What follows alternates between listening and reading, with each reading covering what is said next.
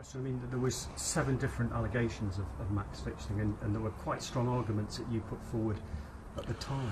No, I had no lawyer to represent me, and I believe that if I had a lawyer in there, then there'd be a different outcome completely.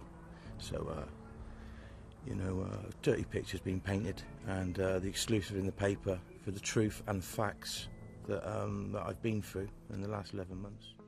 Most people think snooker is a quiet, polite sport.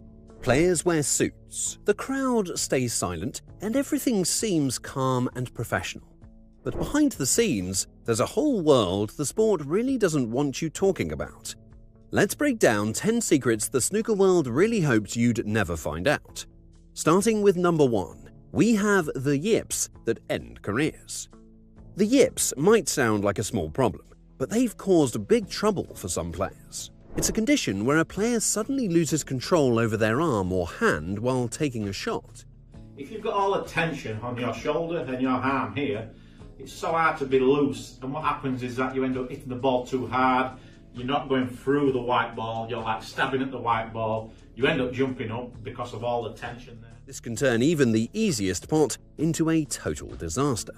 Stephen Hendry, one of snooker's all-time greats, faced this issue in the latter part of his career. He went from winning world titles to struggling with shots that used to be simple. In interviews, Hendry admitted that the yips were a big reason he decided to retire. Once it hits, it's hard to come back. And sadly, some players never recover from it. You said you'll miss it. You said your last match. Is this it then? Are you announcing your retirement? Yeah, I'm officially retired now from tournament snooker. That's I made the decision about 3 months ago, and I didn't tell many people. I've only told 2 or 3 people, but this is me finished from tournament snooker. Next, at number 2, we have financial problems on the Pro Tour. Being a professional snooker player doesn't always mean big money. In fact, for many players ranked outside the top spots, staying on tour can be a real challenge. Travel costs, entry fees, and hotel bills quickly add up. And if you lose early in a tournament, you might go home with almost nothing. Some events also struggle to find sponsors, and when TV coverage is limited, prize money takes a hit too. This leaves a lot of players with tough choices. Either stick it out and hope for a big break, or step away and find another job.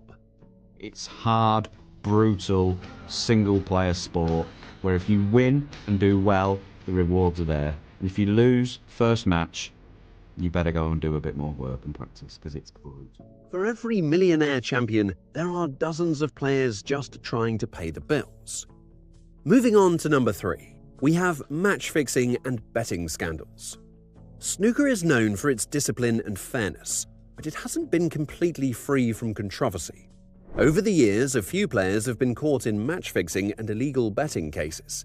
Sometimes it's about throwing a match, other times it's about missing certain shots on purpose to influence betting outcomes. One of the biggest examples was Stephen Lee, a top-ranked player in the early 2000s. In 2013, he was found guilty of fixing 7 matches and was banned for 12 years. That ban pretty much ended his career. Another case was Liang Wenbo, who was suspended in a major investigation involving multiple Chinese players. Liang Wenbo was going to be provisionally suspended due to alleged misconduct. Since then, last year, 7 players were added to that suspension list, including the 2021 Masters champion Yan Bingtao. He was found guilty of fixing matches and encouraging others to do the same. Authorities have taken these cases seriously. Players involved have received long bans and heavy fines. The sport is still mostly clean, but these incidents have left a stain that fans and officials haven't forgotten. Sliding into number 4, we have the Crucible controversy. For snooker fans, the Crucible Theatre is basically holy ground. It's where legends are made, hearts are broken, and where someone in the crowd always coughs at the worst possible moment. But as iconic as it is, not everyone's happy. Some people say the Crucible is getting too old and too small. They argue that the World Championship deserves a bigger venue, maybe even a flashier one. There's been talk about moving it to places like Saudi Arabia or China, which has sparked fierce debate. Traditionalists want it to stay in Sheffield forever. Others say the sport needs to grow and modernise. So far, the crucible is still standing strong, but the argument definitely isn't over. Following up at number 5, we have the snooker television relationship. Snooker and TV go way back, like tea and biscuits. It was TV coverage in the 80s that turned the game into a national obsession in the UK. But lately, it's become a bit of a love-hate thing.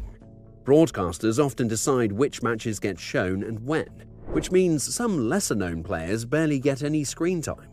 Sponsors also play a big role in shaping the schedule and coverage. And then there's the timing. Some matches go on so late, it's more of a night shift than a sporting event. TV has definitely helped snooker grow, but it also means the sport has to play by someone else's rules. And occasionally that leads to awkward camera angles or commentators who sound like they just woke up. Next, at number 6, we have the rise of AI in snooker. Yes, even snooker isn't safe from robots. AI has been used to analyze shots, study player patterns, and even create virtual training tools. On the bright side, it can help players improve their game and give fans cool stats, but not everyone is comfortable with it. Some worry that AI might go too far, like assisting players during matches or being used unfairly in betting. It raises questions about what's fair and what's not. Because if one day a computer starts giving shot suggestions mid-frame, we might as well hand the trophy to the computer. Landing at number 7, we have the impact of social media. Social media has changed everything, even for a quiet sport like snooker. Now players can share their thoughts, post selfies with trophies, or show off their pets between matches. Fans can follow their favourites and feel more connected than ever. But of course, it's not all fun and filters. Some players face online abuse after bad performances. Others deal with fake news, edited clips, and way too many keyboard warriors who think they could have made that century break from the couch. Social media has opened the doors, but it's also let in some chaos. So while it brings players and fans closer, it also means players have come to grow a thick skin and maybe turn off the comments. Moving on to number 8, we've got the future of snooker. Snooker has always been known for its calm pace and quiet drama, but in today's world, that's not always a selling point. The sport has been trying to figure out how to stay fresh and attract new fans, especially younger ones who might not sit still for a full match. There's talk of adjusting the rules, introducing new technology, and even speeding up the game a bit. The aim is to keep what makes snooker great, while giving it a little makeover.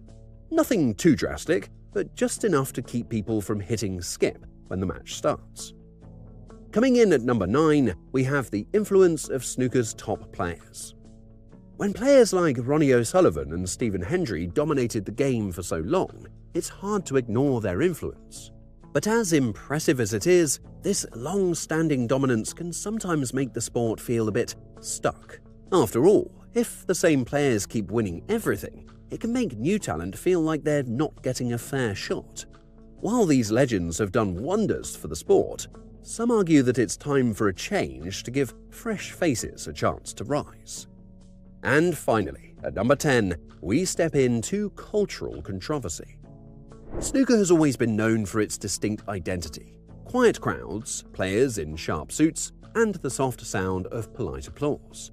But recently, some fans are starting to worry that the game's soul is being lost among all the sponsorships and flashy new events. The concern is that snooker is becoming too commercialized. With branded events and corporate logos everywhere, it's beginning to feel less like a timeless game of skill and more like a marketing campaign. For some, that's a real worry. After all, the old-school charm that made snooker special is being overshadowed by the business side of things.